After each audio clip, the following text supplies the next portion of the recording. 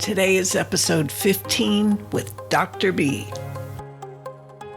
Welcome to the Harness Your ADHD Power podcast. If you're looking for a fresh perspective and actionable steps on hot topics from focus to follow through to self-management and more, you are in the right place. Welcome your host, innovative educator, coach, and psychotherapist, Dr. B. Hey, ADDers, I'm so glad that you could join me today for my podcast show. How much time do we have? Not much. So let's get to it. Today's episode goes deeper into one of the multi-level topics from episode 13, which was cut the chaos and get more productive. Today I'm going to focus on getting started because it's a huge problem for many of you. And even though I've heard repeatedly how many of you can do okay once you get started, I know from observations and experience that isn't necessarily the case. So whether you don't know how or where to start, or what to do a step or two after you've gotten started, listen up, because you can learn. Another problem related to getting started is not having a vision of the life that you want, or going smaller, the task that you want to start and finish. You don't have a map to follow. You just create as you go along, and you only get whatever you create that way or that day. And it may not be that you want to live that one day at a time lifestyle, rather than the one with a plan and a map to follow. It may be just that you don't understand how to make a plan for your life or the task, or even what you really want for your life or the task that you want to do, and so you have no map to follow and nothing to move towards or pull you forward. Every day you decide what you'll do with that day, rather than the day already being a part of a bigger plan for your life or the task completion that you want to achieve, and you knowing that what you'll be doing with that day will be moving you closer to the life you want or the task completed. It's like deciding to go to university and study or major in something specific, like psychology. What's great is the path is already laid out for you. If you want a BA in psychology, this is the path with a few options. If you want a BS in science, this is the path with a few options. You just need to follow the path and you achieve the goal of your degree. Now, there are other issues such as following through on attending classes, doing the homework, and taking the exams. However, that's a different set of challenges that I can discuss in another podcast episode. The university tells you what courses you have to take in order to complete the major in psychology and what courses you have to take to complete the general education requirements. In your major, you're going to get some choices of electives, and the same with the general education requirements. However, within the framework of that university, you will need to follow the path that they've outlined for you if you want your degree from them. And if you don't like their courses or path, you can look at other universities to see if you like another university's courses better. And in the end, you will still need to follow some institution's degree path if you want your degree from them. The point is that the structure is already there for you.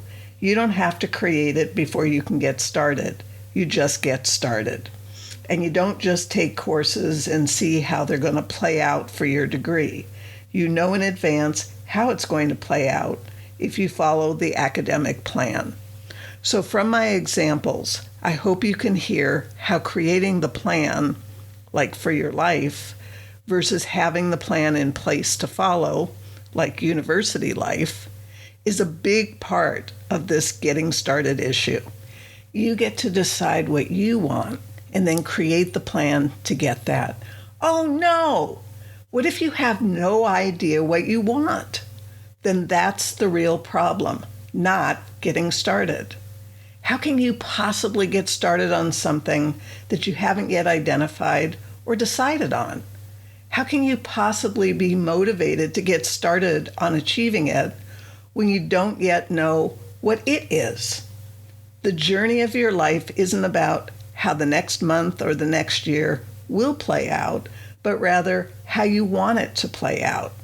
and it plays out closer to the way that you want it to when there's a vision and a plan for that outcome. Days will be strung together into a coherent life or a coherent sequence for task completion once you have the image that you want to create by stringing days together. There's no way to string them together without knowing the picture that you want to make. If this is the gap that you experience in your knowing how-to skills, then stay tuned for more. If you're relating to not getting started because you have to create the plan first and don't know how to even get started with such a seemingly huge undertaking, that's where I come in. I've been helping adults create their plans and courses of action for years now. And since we aren't working together in a direct capacity like that, the experience here will be a little different. However, I can still help you with examples and stories. Another problem related to getting started is your motivation, your good enough reason for taking action. To do anything, you need motivation. You need a reason to move, to act, or to engage. And if the reason you have isn't good enough, then you aren't going to be motivated. It's just that simple. So instead of focusing on getting yourself psyched up to take action, which is exhausting to have to do time and time again, how about just having a good enough reason to take action that pulls you up and forward towards what needs doing? If you're wondering what a good enough reason is to move and take action, it's an individual thing. What's a good enough reason for me wouldn't necessarily be a good enough reason for you. Like I said in episode 13, how do you get a good enough reason to take action and get started? You have to change your focus from what you will have to do, which can generate resistance, to what you want to do, or what you get to do, which can generate excitement. Using my own life as an example, when I signed up for the podcast course that I took in March of this year, if I had the mindset of looking at the coursework as all the things that I would have to do in order to create a podcast show, that most certainly would have created resistance in me. I'd probably have heard the small voice inside me saying, I don't want to do all that work. It looks like it's going to be really hard and time-consuming. And that would not have resulted in my creating and launching this show. However, because I had the mindset of adventure and curiosity and excitement and was saying to myself, look at all these things that I get to learn and then to be able to do so that I can create a really great podcast show to benefit adults with ADHD and others as well. I was motivated. I was literally pulled forward to study and try things I'd never done before and engage fully with the process and take risks. I was told to set a date for my launch at the beginning of the course, which I did, and then I had to move it back by 2 weeks once I understood more about how much was really involved in creating the launch of this show. And it's okay that I misjudged what I would be able to do at the beginning. I course corrected once I had more information and saw what I could realistically do. It's the meanings I gave to the challenges and learning experiences of creating a podcast show that pulled me forward to my goal and my launch. Remember, you are the meaning maker of your life, and you get to decide what you focus on. Make it something exciting, engaging, and desirable to you so that the motivation to move and act is already there for you to claim and use. And know that you'll be course correcting along the way, since you can't possibly know everything in advance. The unexpected happens, and by course correcting, you stay on track and you reach your destination or your goal. As I talked about in episode 13, you will need to create an instrument panel of sorts to give you feedback so that you know that you're staying on course or have moved off course and need to course correct your actions. I wanted to take a little of our time together today to introduce you to the concepts of getting started. I didn't have any of this knowledge or these skills when I first got started on this journey, not at all. I had to learn these very important skills and the pre-skills to them. And once I did, I could adjust and course correct as I went along.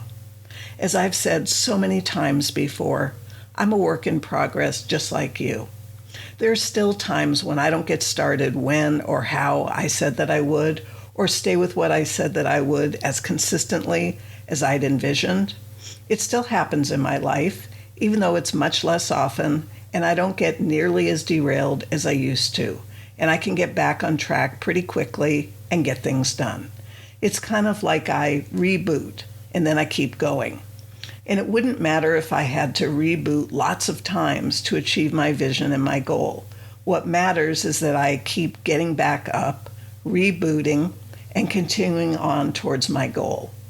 I wasn't born knowing how to do all these things or how to hold myself accountable rather than having that happen from outside of me, and neither were you. So as long as you're teachable, you can learn, just like I did. We're getting closer to today's 3 important points with relevant stories, an action step, and a favorite quote of mine. So let's keep going. In case you've started to feel overwhelmed at the thought of actually conquering this get started block, because you're thinking, what would you do with your life if you could actually get started when you wanted to? Please don't let yourself go there. It doesn't serve you. Sure, it might sound like there's so much to learn when you hear it all at once, yet you can take all the time that you need to learn what you need to do for you in order to get started when you need and want to. And you can always listen to this podcast episode again and take it at your own pace. In fact, you can even take a break while listening today if it's become too much for you. And make sure that you come back to it a little bit later today or certainly by tomorrow. Set a reminder if that's what you decide to do. So long as you're open-minded, willing, and teachable, it's not too late to learn what you need to do in order to get started more easily. I hope that you'll keep an open mind to the possibilities that lie ahead. Once you discover what the keys to getting started are for you, you'll be glad that you stayed willing and open-minded. And while you're getting to those keys, I suggest that you cultivate a lot of compassion and kindness towards yourself, because you're already hurting from all the chaos and frustration that comes with ongoing stress, negative self-talk, or a bad attitude to boot. And I want you to remember that you are not what you do or don't do. You are more than that. We are not defective or less than as people. As human beings, we're just wired differently. And the difference is actually pretty cool once you have a different perspective and the tools that you need for your own success. In this case, it's whatever you are going to need to learn, implement, and master to eliminate this confusion from your life. In this episode, I'm going to be taking a look at why it can be so difficult to get started, as well as keeping going once you start. And knowing is only the first step. The next step is taking action on what you know to get new results and fine-tune your process and the results as you go along. It's a process, so please don't let yourself off the hook here with taking action once, not getting the results that you hope for, and stopping there. Really? Keep going. Today's 3 important points are trying to get started when you don't understand what to do, trying to get started when your catastrophic thinking mind is working overtime, and trying to get started when your distractibility is kicked into high gear. This podcast is sponsored by Pure Potential with Dr. B. You can head over to drbarbaracohen.com and find the podcast show notes, great free content from Dr. B, plus programs and services. That's drbarbaracohen.com. Now back to being an adult with ADHD in today's world. It's almost story time, but first, you need a win. You need to remember and acknowledge and celebrate at least one thing that's good about you or has gone right for you today. Just one thing. Perhaps it's speaking up for yourself when you would normally remain silent, or spending more time outdoors, or taking the day at a slower pace and enjoying it more. or reading an actual book that you hold in your hand instead of reading online, or making time to enjoy a hobby that you'd set aside for years. Whatever you choose is up to you. However, I want you to choose something right now and celebrate it, either aloud or to yourself. I want you to have a win and acknowledge that at least one thing has gone right in your day, is right about you. Even if you feel stuck and frustrated about getting started with half a dozen different tasks, those facts do not take away from the fact that at least one thing has gone right today or is right with you. You are a precious child of the universe and are called a human being, not a human doing, for good reason. You don't have to earn your value. You were born with it. Got it? Good. There are a lot of different reasons why your life is how it is, and I'm going to share 3 stories with you today, as well as talk about your responsibility in this. That's right, your ability to respond, since you're not off the hook here. And I hope that at least one of these stories will resonate with you and be of benefit. So let's keep going to our first story. Roy felt lost in his life. He had no vision for how the next month or year would play out, let alone the rest of his life. He was living one day at a time and had no idea how to string those days together into a coherent life for himself. He also had a history of suffering from depression. It's possible that his depression in part was due to his sense of feeling lost in his life and unable to find his way and his purpose.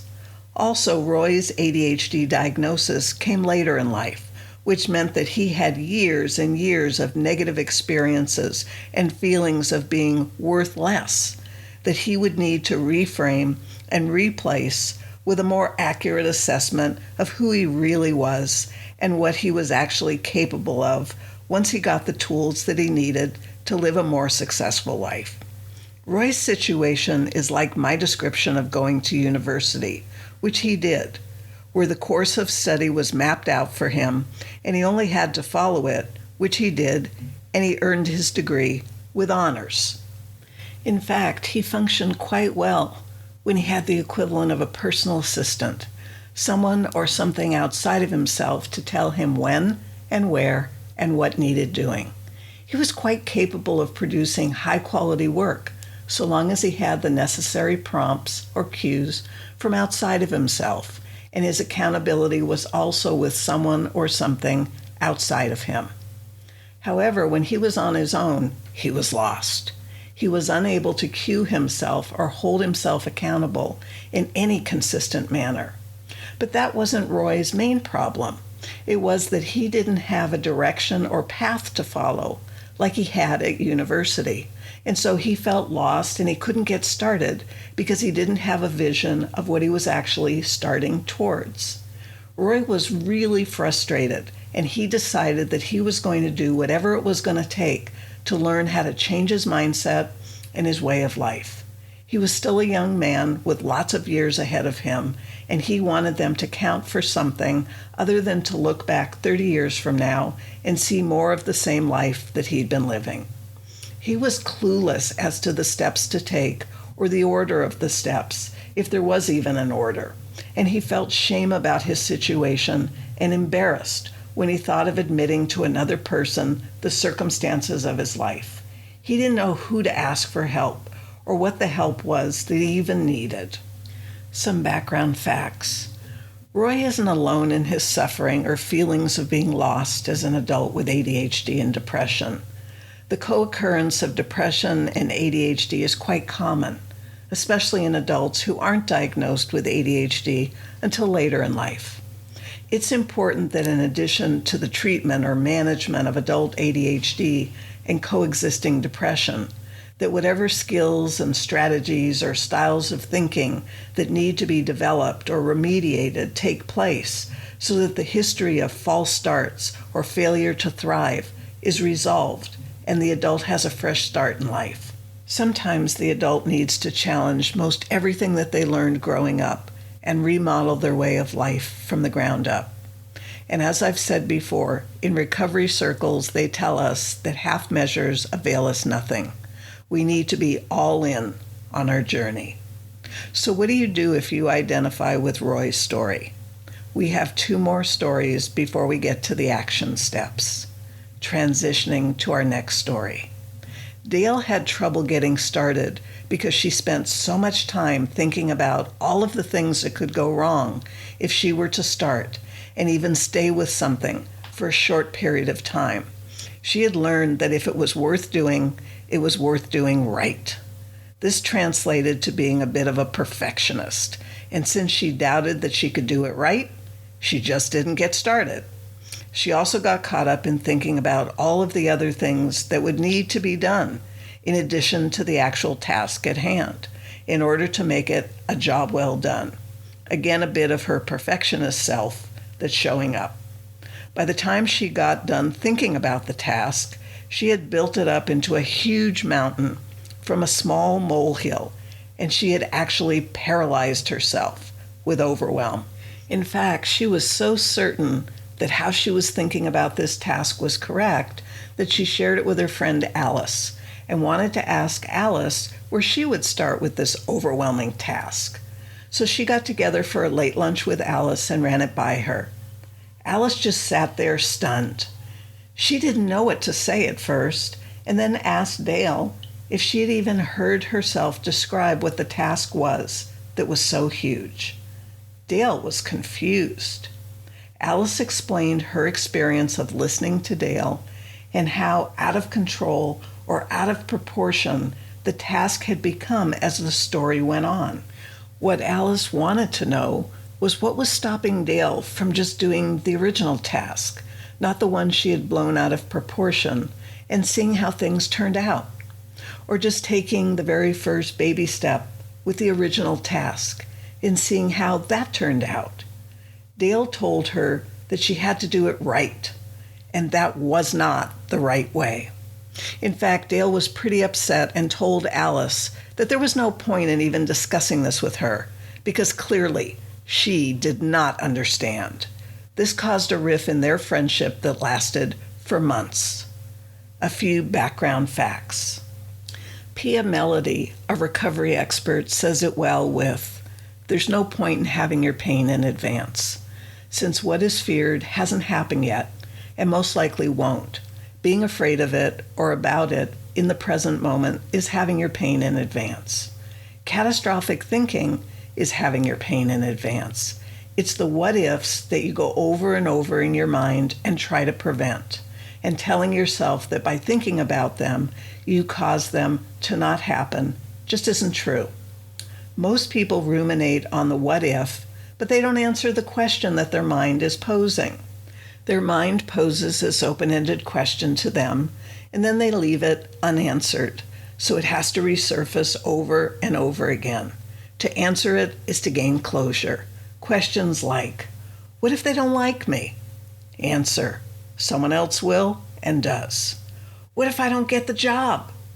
Answer, it's probably not the job for me, and there will be more opportunities so long as I don't stop looking for the right one.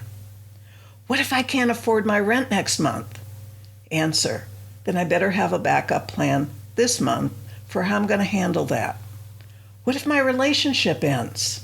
Answer, it may have been all that it was for me and for that person, and that it was time for it to end. What if I get a serious illness? Answer, I will need to address it and handle my life with that illness as part of what it is, at least for the time being. For each question posed by your mind, it must be answered for the ruminating and the catastrophic thinking to stop. Feelings are not facts. Feelings just are. They are messengers that deliver a message to us, and that's it. So what do you do if you identify with Dale's story? We have one more story before we get to the action steps. Transitioning to our next story. Every time Alex tried to get started, his distractibility kicked into high gear and derailed him. He would see things that needed doing and choose to do them over what he had planned to do and what needed to be done.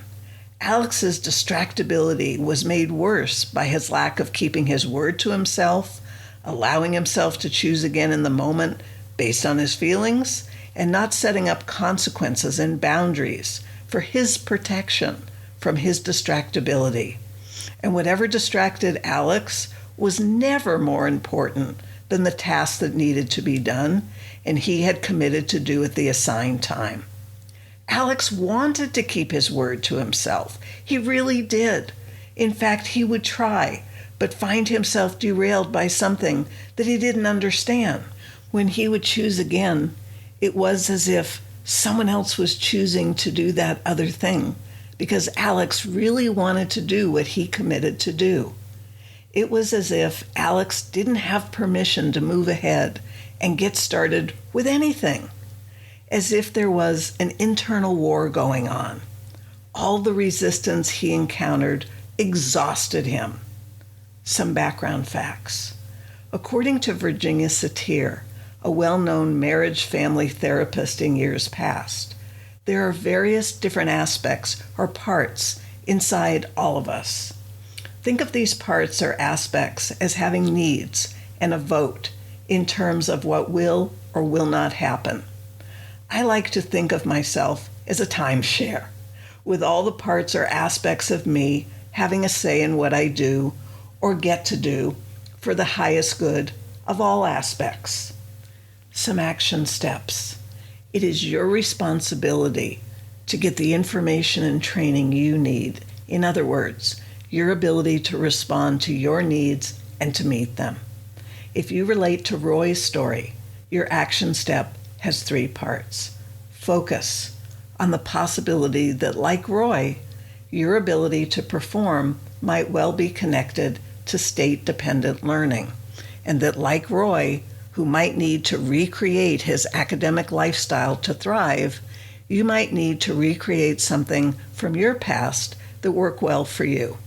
In Roy's case, this would include set times to show up for things, like his classes were.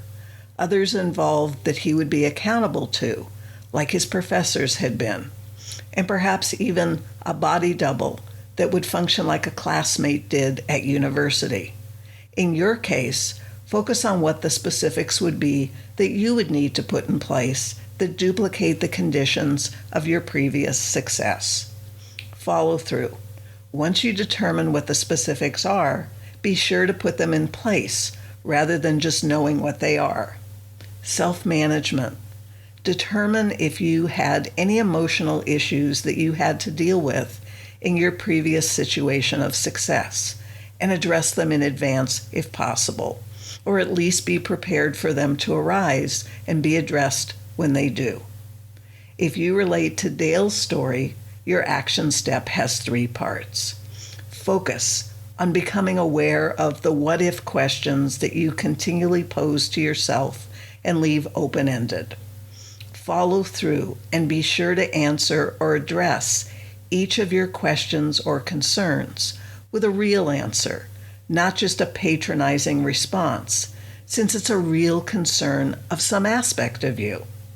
Self-management. If you start to feel that there are just too many what-ifs to manage, slow down, take a time out, and make a list of all of them so you can take them one at a time. Let yourself know that every concern or what-if will be answered. It's just that they have to be answered one at a time, and that takes time. Be kind to yourself and your concerns. If you relate to Alex's story, your action step has 3 parts. Focus on what the distractions are that you go to when you really want to get started, and see if there's a pattern or a theme. Follow through on the resistance and see if you can find a pattern or a theme, such as safety issues or shame or fears. Self-management. Possibly enlist the support of a therapist to help you discover the message that the resistance has for you and what you need to do about it. Stay with the feelings that arise and be curious about the strength of the feelings of resistance and the loyalty of the part of you that distracts you. There's so much to be learned here. A favorite quote of mine. Mark Twain said, "The secret to getting ahead is getting started. The secret of getting started is breaking your complex, overwhelming tasks into small, manageable tasks, and then starting on the first one." The question I have for you at this point of our journey together is, what is the small, manageable task that you will start on first? I appreciate you showing up to listen today and in the future. New episodes are released twice a week on Mondays and Thursdays. As a subscriber, the newest episodes will be in your feed by 1 a.m. Plus, you won't miss out on any extra episodes that I create with special guests. Certainly a good reason to subscribe. Perhaps make a date with yourself to listen to each podcast episode so you hear your questions answered if you asked any of me, or just enjoy the regular episodes where I'll be talking about such compelling topics as making friends, prioritizing, decision-making criteria, and more in-depth separate episodes based on the multi-topic episode number 13. If you received value today or from any other episode of my podcast, leave a thoughtful review on iTunes so that I know that I'm meeting your needs. It doesn't have to be anything lengthy, just a line or two about how the podcast is helping you, if it is. It means a lot to me to know that your life is getting a little bit better every time we get together. And share this podcast with your friends so they can benefit from the content too. I look forward to reading your reviews and receiving your questions for the Ask Dr. B episodes. Be sure to head over to my website for the show notes and to learn more about other services. That is, if that's of interest to you. Until the next time, bye for now. Thanks for your undivided attention. If you're hungry to make positive changes in your life, head over to drbarbaracohen.com and see how Dr. B can help you today. Whether you love making changes with one-to-one attention and community support, or on your own with self-study, or could benefit from coaching or psychotherapy, you'll find all the information right there at drbarbaracohen.com.